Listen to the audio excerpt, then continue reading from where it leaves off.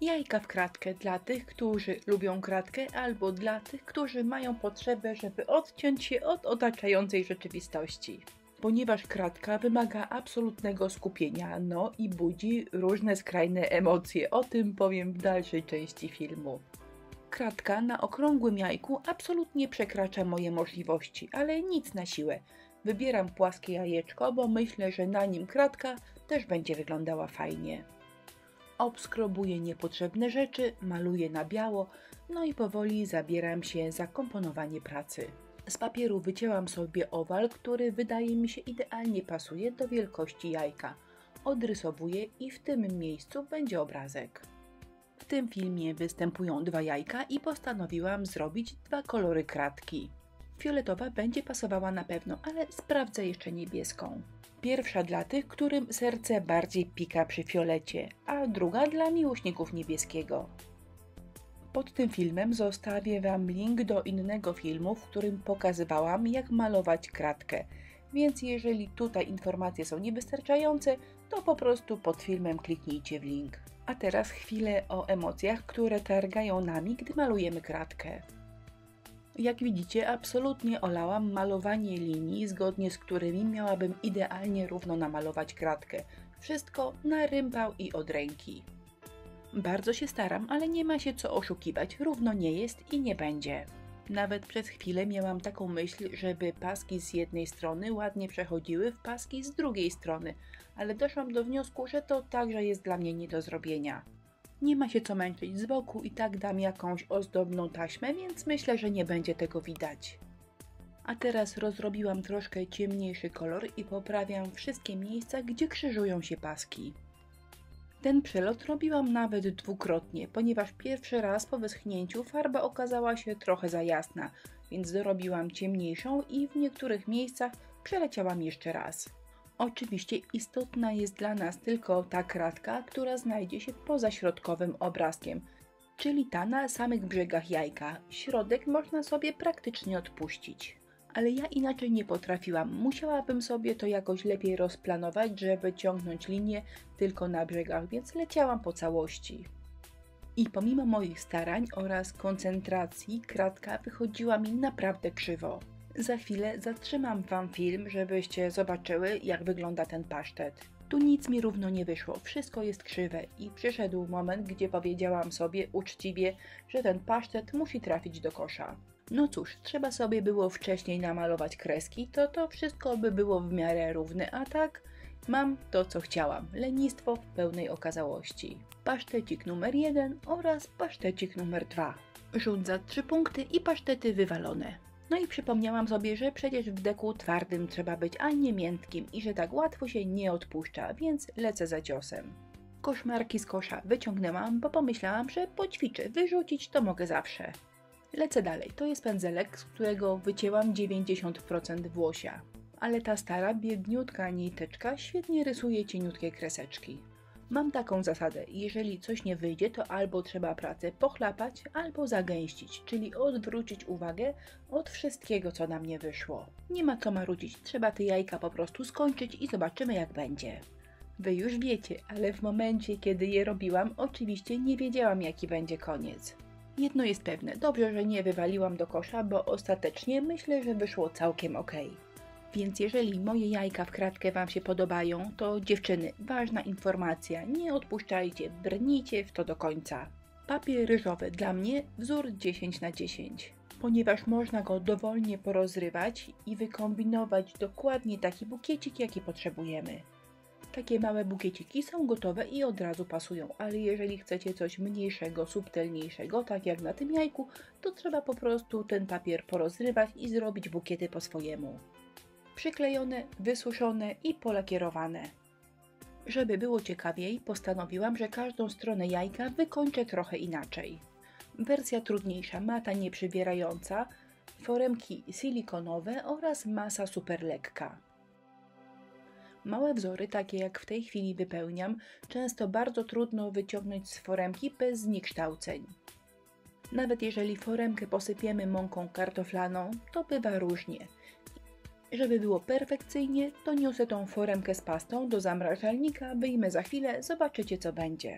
A sznury najprościej robi się tak. Ukulać, włożyć, przycisnąć i wyjąć. A żeby dało jej się zrobić szybko i idealnie, trzeba do nich wkładać troszkę za mało masy. Od dołu trochę mało, ale po wyjęciu sznura jest perfekcyjnie. A narożniki po lekkim zamrożeniu wyjmujemy z foremki idealnie i bez problemu.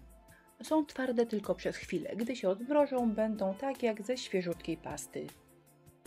U nas w sklepie dostaniecie taką bawełnianą lamówkę i ona jest rewelacyjna do farbowania. Część lamówki pocięłam i te wąskie paseczki przeznaczę na chwosty, natomiast szersze kawałki też pofarbuję i z nich zrobię kokardki. To jest czysta bawełna i one się farbują naprawdę bez problemu na każdy kolor. Najlepiej, gdy przed farbowaniem lamówkę zmoczymy. Potem do wody dodajemy dowolne farby akrylowe i po prostu ją farbujemy. Można lamówkę zafarbować idealnie, ale myślę, że fajniejsza jest wersja w plamy. Gdy wyciski z glinki będą już suche, czyli za kilka godzin, można się zabrać za ich ozdabianie. Przed malowaniem wyciski polakierowałam, bo chciałam, żeby farba na nich siadła mi bardzo delikatnie. Jeżeli nie polakierujecie, to po prostu farba wejdzie w nie głębiej i kolor będzie bardziej intensywny. A u mnie tak jest ok. Odrobina błysku na pracy zawsze podnosi ją przynajmniej o jeden poziom w rankingu elegancji. Jajko jest płaskie, ale jednak troszkę wypukłe, więc lepiej dwie cieniutkie warstwy na obrazek, żeby lakier z jajka nie spływał. Pierwszy etap skończony i moje pasztetowe jajka są przygotowane, żeby jakoś ładnie i elegancko wykończyć owale. Masa super lekka jest genialna, ponieważ nawet po wyschnięciu możemy ją dowolnie wyginać. Podmalowałam narożniki, bo akurat to by mnie bardzo denerwowało i po prostu to wszystko sklejam, klejem na gorąco. Pierwsze jajeczko, jak widzicie, ma narożnik z góry oraz z dołu, plus cieńszy sznur. Jeżeli klej wychodzi bokami, to szybko go palcem ścieram. No cóż, troszkę parzy, ale da się wytrzymać. A jeżeli zapomnicie wytrzeć albo on jakoś się niefajnie na pracy rozmarze, to nie ma go co na siłę zdrapywać. Taki klej trzeba po prostu zamalować lakierem matowym. Drugi pasztecik gotowy i teraz przyda się delikatne cieniowanie. Oczywiście może być pędzelek skośny, ale jeżeli nie za bardzo Wam idzie takie profesjonalne cieniowanie, to znakomicie do tego się nadaje właśnie taki pędzelek. Szczecinowy, malutki, koci języczek. Druga strona jajeczka dla tych, którzy lubią bawić się konturówką. To nie jest typowa konturówka, to jest po prostu pasta do modelowania w aplikatorze. Klasyczna konturówka, jeżeli malujemy ją po powierzchni nabłyszczonej i śliskiej, potrafi trochę usiąść, nie mówiąc o tym, że klasyczna konturówka ma połysk. Do tej pracy ramka z połyskiem absolutnie mi nie pasuje, więc ta pasta w aplikatorze sprawdza się znakomicie. Trzeba jednak pamiętać, że ona się zupełnie nie poziomuje, czyli tak jak ją wyciśniecie, dokładnie tak zostanie. Więc warto zwrócić uwagę, czy podczas odrywania konturówki od pracy nie zostają jakieś paskudne, sterczące dzióbki. Gotowa rameczka, wysuszona, przygotowana do cieniowania wygląda tak. Ramki wyciskane cieniowałam pędzelkiem szczecinowym, a tutaj dla odmiany pędzelek skośny. I to jest tylko dla urozmaicenia, ponieważ tamten, poprzedni szczecinowy, tak żeby się do tego bardzo dobrze nadawał. A przed nami ostatnia, czwarta, najprostsza wersja pasztecika. Jeżeli nie lubicie konturówki, nie lubicie wycisków, to można po prostu przykleić koronkę. Ale zwykłą koronkę na owalnych powierzchniach przykleja się bardzo trudno, trzeba kombinować. Więc mamy w sklepie koronki elastyczne i te można przykleić do każdej okrągłej powierzchni bez żadnych problemów. Tutaj cieniowanie nie jest konieczne, ale żeby wszystkie strony jajka do siebie pasowały, podcieniuję też. Zakończenia do jajek. Na filmie tego nie widać, ale dosyć długo kombinowałam, jakby tutaj je w fajny sposób z jajkami połączyć. Prób było kilka, ale ostatecznie zwyciężyło właśnie takie rozwiązanie. Zakończenie rozbroiłam, zamontowałam na taśmie i to wszystko przykleiłam do jajka klejem na gorąco. Trzyma naprawdę znakomicie. A tak prezentuje się pofarbowana i wysuszona lamówka. Na dole chwościk, a u góry idealnie pasująca kokarda.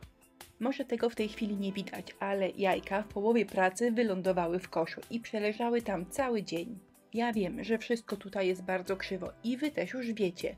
Proszę odpowiedzcie na pytanie, czy oglądając zdjęcia pracy na początku filmu zwróciłyście na to uwagę?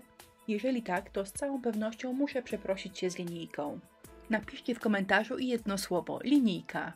Ale jeżeli nie, to znaczy, że mogę być tak samo leniwa jak do tej pory. I wtedy w komentarzu piszcie, że pasztecik jest ok. To już koniec filmu, który wzbudził we mnie naprawdę skrajne emocje.